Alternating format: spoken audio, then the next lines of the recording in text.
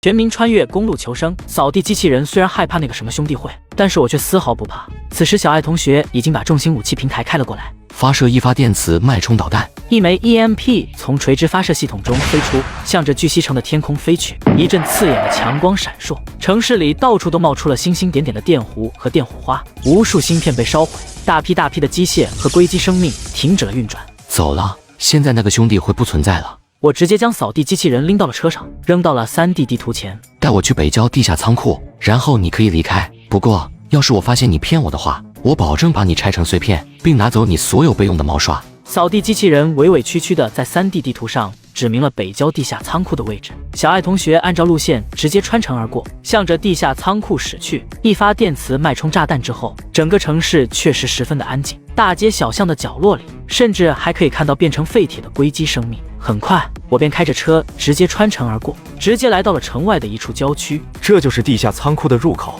我只来过这里一次，里面是什么情况，我也不知道。知道了，没你的事了。我挥了挥手，让扫地机器人离开，随后找出了20个自走机械，直接将大门锯开。钢铁大门之后是一个长长的隧道，里面还有灯光照明。这里到底是什么地方？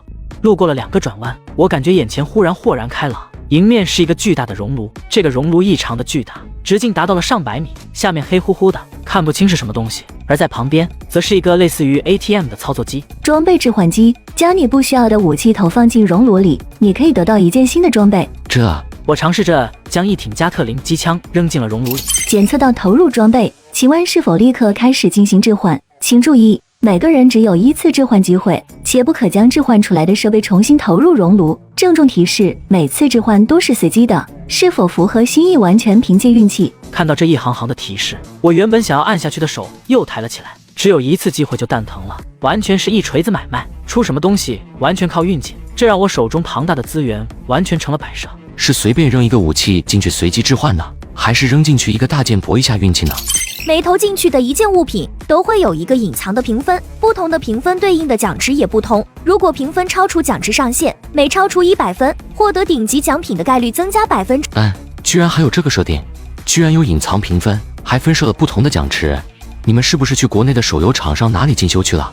这样的话，就完全的杜绝了玩家用一把匕首换到顶级奖励的可能，甚至还有可能冷兵器只能换冷兵器。不过，这对我来说倒是一个好消息。我注意到提示系统有一句话很有意思，那就是每投进去一件物品，这意味着熔炉这么大，1次置换可以投进去的物品可不只是1件，完全可以是很多。想到这里，我开始整理自己现有的物品，准备来1次置换。首先，那些就有的各种枪械、冷兵器、反坦克手雷，甚至加特林4连装机炮也都不需要了，各种蜂巢式火箭弹、阿达兹导弹的备弹、改进的战斧，甚至没打完的短号导弹也被我扔了进去。将这些物资都扔下去之后，我想了想，将注意打到了飞机召唤器上。我开始筛选飞机，因此飞机召唤器里的3架旋翼飞机就没有必要了，被我一一召唤了出来，投入了熔炉。甚至车里的那1架直升机也被扔了进去，修理间留着给莉莉丝改建成其他的工厂。基于同样的原因，蜂巢式无人机也是同样被扔了进去，湾流钥匙战机也被扔进去了。这么一番下来，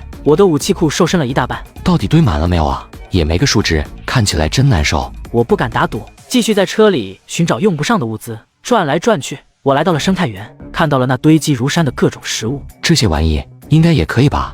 毕竟只说了每放进去1件东西就可以增加积分，但没限制种类，食物也完全可以当做武器嘛。比如这个大列巴。我一手掂量着列巴，一手指挥着自走机械，将各种堆积如山的牛奶、水果、蔬菜扔进了熔炉之中。将这些东西都用得差不多了之后，我开始打开冷库，往里面扔各种冷冻的海鲜。这里面有1大半都是赵婉婉在冰雪世界掉的，一直没吃多少，没想到都消耗到这里了。就在我清空了1个冷库，甚至第2个冷库也清空了1大半之后，提示系统终于弹了出来，概率已经提升至100%，按下兑换键就可以获得最终奖品。终于填满了，希望奖品能够足够有用，不要让我失。我按下了按钮，一阵嗡鸣声响了起来，熔炉的缓缓地合上了盖子。随后旁边的一个传送带开始运转，我远远地看见一个精致的金属箱从黑暗之中被运了出来，缓缓地停到了我的面前。我围着这个1尺见方的金属箱转悠了3圈，思考着这到底是个什么玩意。就这么点，该不会是枪械什么的吧？那样可就亏大了。不过箱子都运到我面前了，总是要打开看看的。我按下了箱子上的那个按钮，金属箱的盖子缓缓打开，底座缓缓地升了起来。露出了一个闪烁着幽蓝色光芒的蛋。这是个什么玩意？恭喜玩家获得副本中高价值物品，可以奉献给女神，获取大量积分，获得本世界核心物质虚数核心。虚数核心，这又是什么？不过听这名字就不简单，该不会是什么材料吧？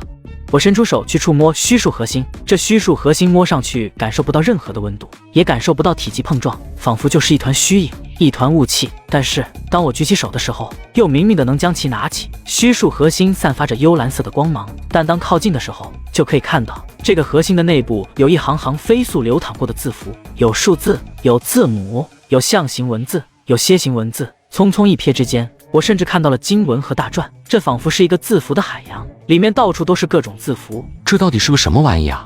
虚数核心是虚数空间的核心，掌握了虚数核心就掌握了虚数空间的编辑能力，甚至可以控制虚数空间的毁灭与重生。如果我猜的没错的话，我现在所在的世界叫做虚数世界。如果将其看作一张地图的话，那么虚数核心就是地图编辑器。有了编辑器，我在这个世界就是无敌的，任何资源、任何物资、任何势力都可以随手调用，甚至可以用来修改任何人的想法。所有人的一言一行，我都可以掌控、改写，甚至这个世界的生存与毁灭都在我的一念之间。翻手为云，覆手为雨。不过，这个核心该怎么操作呢？